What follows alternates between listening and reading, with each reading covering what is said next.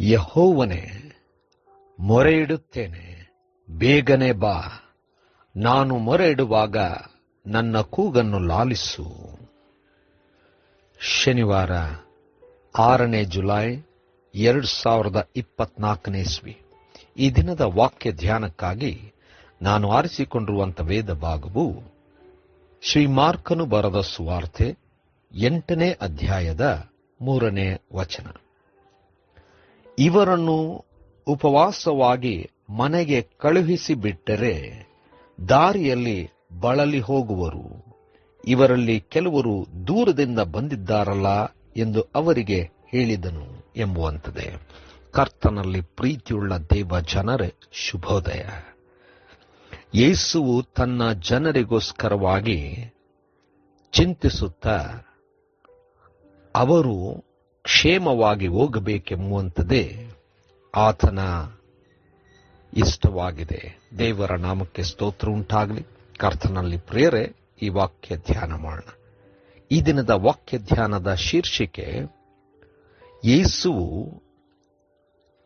ಅವರಿಗೋಸ್ಕರವಾಗಿ ಯೋಚಿಸಿ ಅವರಿಗೋಸ್ಕರವಾಗಿ ಕಾಳಜಿ ವಹಿಸುವಂತವನಾಗಿದ್ದಾನೆ. ಕರ್ತನಲ್ಲಿ ಪ್ರಿಯರೇ, ಈ ಸಂದರ್ಭ ನಾವು ನೋಡುವಾಗ ಒಂದು ದೊಡ್ಡ ಸಮುದಾಯವು ಯೇಸು ಇರುವಂಥ ಸ್ಥಳಕ್ಕೆ ಬಂದು ತಾನು ಮಾಡುವಂಥ ಬೋಧನೆಯನ್ನು ಕೇಳುತ್ತಾ ಇದ್ದರು. 3 ದಿವಸಗಳಾಗಿತ್ತು. ಆ ಜನರು ಅಲ್ಲಿಯೇ ಉಳಿದುಕೊಂಡಿದ್ದರು. ಯೇಸು ಅದನ್ನು ಕಂಡು ಅವರಿಗೇನಾದರೂ ಒದಗಿಸಿ ಕೊಡಬೇಕೆಂಬುದಾಗಿ ಹೇಳುವಾಗ ಶಿಷ್ಯರು ಇದ್ದಂಥ ಸ್ಥಳದಲ್ಲಿ ಅಷ್ಟು ಜನರಿಗೆ ಆಹಾರ ಸಿಗುವುದು ಅಸಾಧ್ಯ ಎಂಬುದಾಗಿ ಹೇಳುವಂಥ ಆ ಸಂದರ್ಭದಲ್ಲಿ ಯೇಸು ಆ ಜನರನ್ನು ಹಾಗೆ ಕಳಿಸಲಿಕ್ಕೆ ಸಾಧ್ಯವಿಲ್ಲ. ಯಾಕೆಂದರೆ ಹೋಗುವ ದಾರಿಯಲ್ಲಿ ಬಳಲಿ ಹೋಗುವರು ಎಂಬುದಾಗಿ ಚಿಂತಿಸಿ ಅವರಿಗೋಸ್ಕರವಾಗಿ ಆಹಾರವನ್ನು ಒದಗಿಸಿಕೊಟ್ಟನು.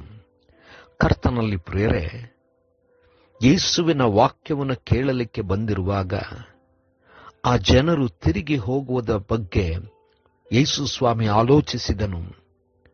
ಅವರ ಕ್ಷೇಮ, ಅವರಿಗೆ ಬೇಕಾದಂಥ ಬಲ, ಅವರಿಗಿರ್ತಕ್ಕಂಥ ಕೊರತೆ, ಅವರಿಗಿರ್ತಕ್ಕಂಥ ಅಗತ್ಯತೆಗಳು ಎಲ್ಲವನ್ನು ತಿಳ್ಕೊಂಡಂಥವನಾಗಿ ಅವರು ಹೋಗಿ ಮನೆಗೆ ಸೇರಬೇಕಾದರೆ ಅವರಿಗೆ ಆಹಾರ ಬೇಕೆಂಬುದಾಗಿ ಆಲೋಚಿಸಿದನು.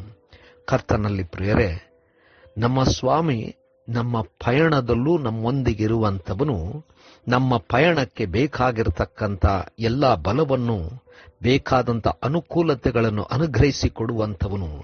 ನಾವು ಸೇರಬೇಕಾದಂಥ ಸ್ಥಳಕ್ಕೆ ಸೇರುವುದನ್ನು ಗಮನಿಸುವಂಥ ನಮ್ಮ ಸ್ವಾಮಿ, ದಾರಿಯಲ್ಲಿ ಬೇಕಾದಂಥ ಬಲವನ್ನು ಕೊಡುವಂಥ ದೇವರು ನಮ್ಮೊಂದಿಗಿದ್ದಾನೆ. ಕರ್ತನಲ್ಲಿ ಪ್ರಿಯರೇ, ನಮ್ಮ ಸ್ವಾಮಿಗೆ ನಮ್ಮ ಅಗತ್ಯ ತಿಳಿದಿದೆ, ನಮ್ಮ ಪಯಣ ತಿಳಿದಿದೆ, ನಮಗೆ ಬೇಕಾದದ್ದನ್ನು ಒದಗಿಸ್ತಾನೆ. ನಂಬುತ್ತಾ ಮುಂದೆ ಸಾಗೋಣ. ಕರ್ತನೇ ದಯಾಮಯ ಸ್ವಾಮಿ, ನೀನು ನಿನ್ನ ಮಕ್ಕಳ ಅಗತ್ಯಗಳನ್ನು ಪೂರೈಸುವ ದೇವರು. ನಾವು ಬಲಹೀನವಾಗುತ್ತೇವೆಂಬುದಾಗಿ ತಿಳಿದಂಥವನಾಗಿ ಒದಗಿಸುವ ದೇವರು ನಿನಗೆ ನಿತ್ಯವೂ ಸ್ತೋತ್ರ ಉಂಟಾಗಲಿ. ಯೇಸುವಿನ ನಾಮದಲ್ಲಿ ಪ್ರಾರ್ಥನೆ ಬೇಡಿದೆವು ತಂದೆಯೇ, ಆಮೆನ್.